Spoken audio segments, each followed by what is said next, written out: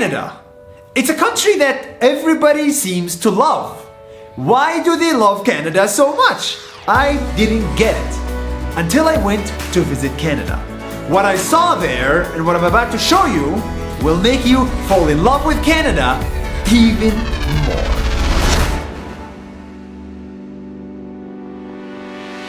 This is a generalization, but hear me out. In my life, I met many Canadians, and to my surprise, 99% of them were nice! For some reason, every Canadian I meet is just a nice, wholesome human being. They're friendly. Hello. They care about your well-being. They're polite, not arrogant. They say sorry a lot. Sorry. Sorry. Sorry. Sorry. Sorry. And they even say sorry for the weather, even when it's not their fault. Don't get me wrong, Canada has its fair share of jerks like this guy. Hey! But the rest are super polite.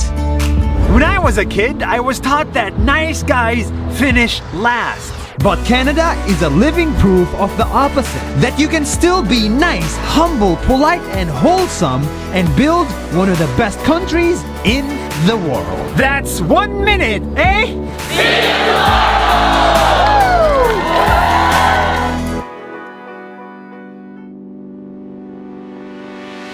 Boring, boring, boring. Most libraries are boring. But not this one in Toronto, Canada, because here it's more than just books. Here, the library teaches you how to knit clothes. The library teaches you how to make shoes, how to public speak, how to paint, and even how to make sushi. They have a full replica of a Sherlock Holmes study room. They have printers that print in 3D. A million computers, a million books, a million newspapers from 120 countries every day. And even studio. All of this is inside one of 100 libraries that are entirely free in Canada. There is no other way to whisper it. The people of Canada have turned a boring place into a wonderland. That's 1 minute. See you tomorrow.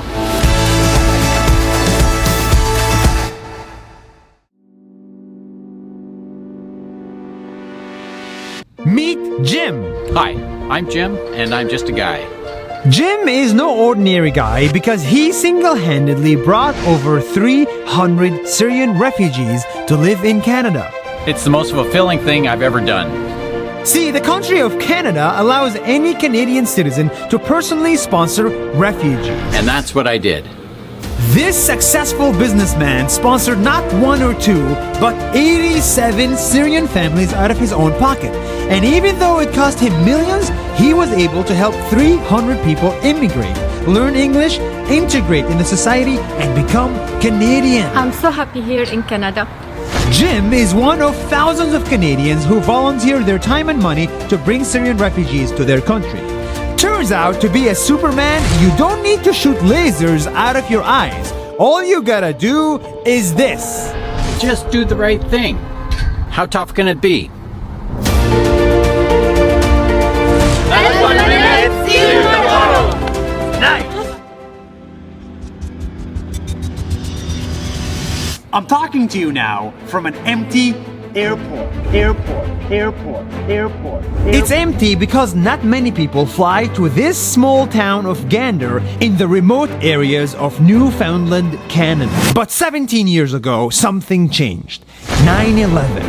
As a result of 9/11, many flights that were heading to the United States were forced to land at the nearest possible airport.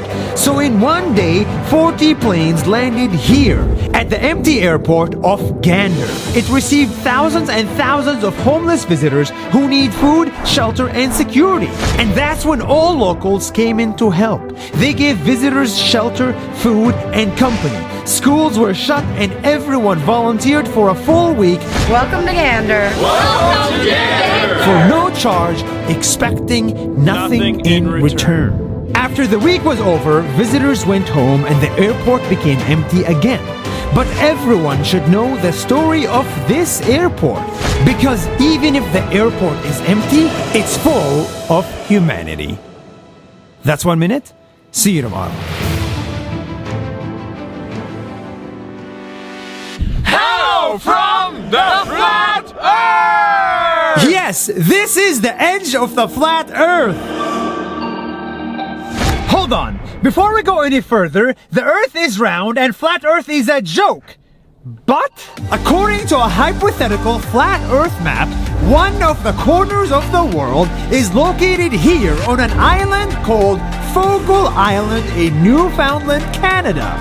This is where some people believe the edge of the flat earth is. So if you jump from here, you'll end up in China or something like that.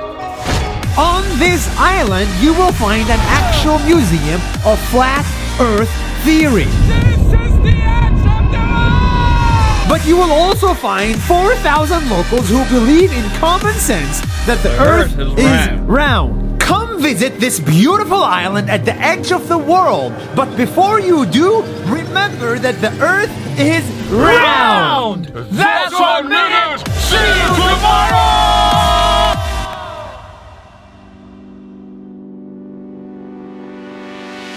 Hey, let me ask you a question. Do you have a swimming pool in your house? Because I think I've just arrived to the place with the most number of swimming pools in the world. And I'm not referring to the ones we build in our backyard, I'm referring to the ones that nature builds, lakes. Canada has the most number of lakes in the world. This map has 2 million blue dots. That's 60% of the world's lakes. The reason there are so many lakes is because of the ice age and the glaciers. But that doesn't matter. What matters is that these beautiful swimming pools are mostly untouched. And that's why you should ditch that man-made swimming pool and come to this nature-made one. This is sick! It's a little bit colder, but trust me, it's a lot more rewarding. That's 1 minute. See you tomorrow.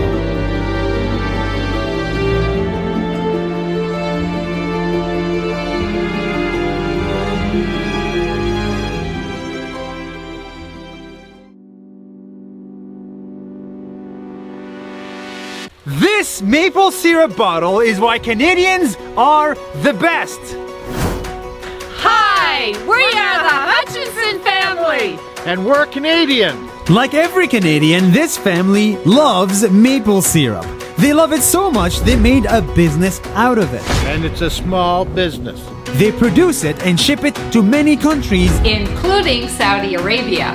But last month, things changed. Saudi Arabia banned Canadian imports without warning, so 900 liters of Saudi Arabian maple syrup were going to waste. And this small business was about To lose a lot of money. And this is why Canadians are the best. They stick together at time of need. When this family struggled, hundreds of Canadians called them up to order this Saudi Arabian labeled maple syrup. Not because they need it, but because they wanted to show solidarity. In 5 days only, everything sold out. As other countries measure power based on weapons, let's look at Canada. Because this kind of community is the real power. That's 1 minute.